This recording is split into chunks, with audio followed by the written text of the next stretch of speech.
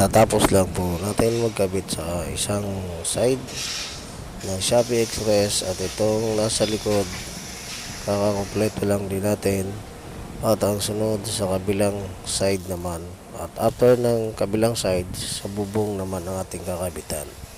Yan, tapos na yung isang side natin, bubong naman yung ating kakabitan.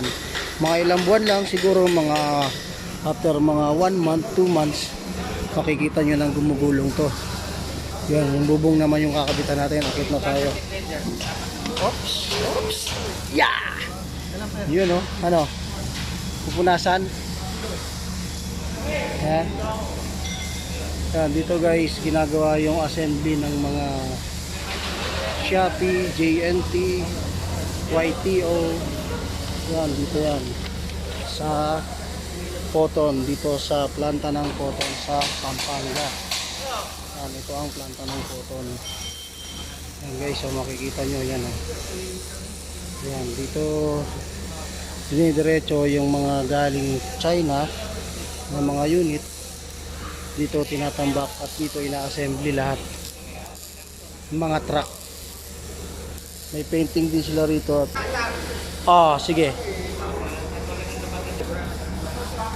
Ano nga?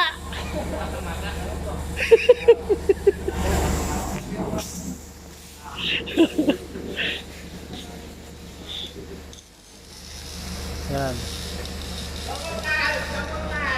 Double time. Yan. Punasan lang natin ng basa malinis para walang dumi.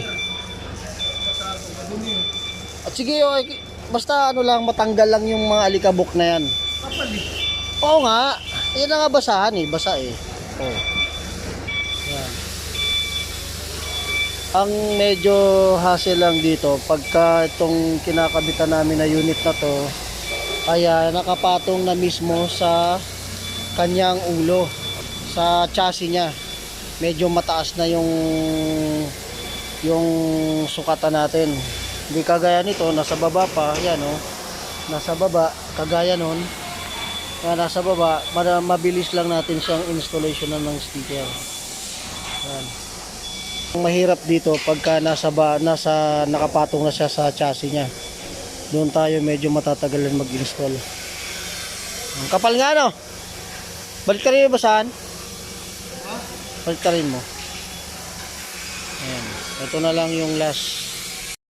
Ayan guys, ito na yung taas na nakabitan na natin. Di lang natin siya matapyo kasi nasa taas din tayo. Ayan guys, okay na siya. Yan. Okay. Titingnan natin yung pagkakabitan ng body ng Shopee. Sobrang laki niyan. Sobrang lawak.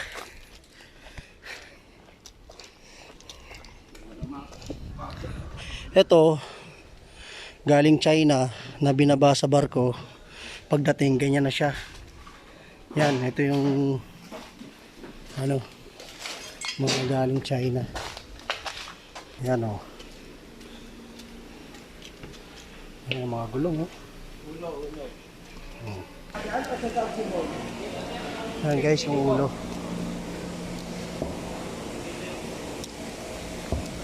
Yan yung mga galing China o. Dito na rin kinakabit yung mga ulo sa chassis. Yan o. Yan guys yung ulo o. Yan yung paglalagyan. Naka-clear na to? Ay, wag mo ba kayo, naka-clear na pala.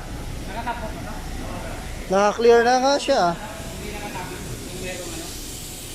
Yung sa harap, no?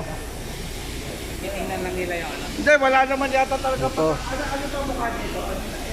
Mahirap pag nakakabit na sa body, sa chassis yung body.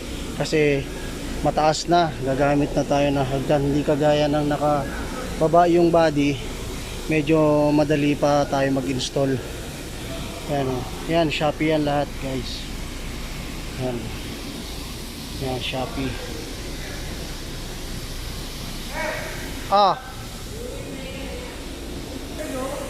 Ayan guys, nakita na natin yung body ng yung chassis na pagkakabitan ng body ng Shopee. Pabalik na tayo dun sa labas. Yun, kagagaling lang natin doon sa pagkakabitan ng body ng Shopee. Kasi distance okay na eh. Ayan. Kung saan yung painting doon. Ayan, mga ilang buwan lang may makikita na kayong gumugulong na Shopee kasi nasa 50 vehicle yon. Okay guys, thank you. Felix Morales.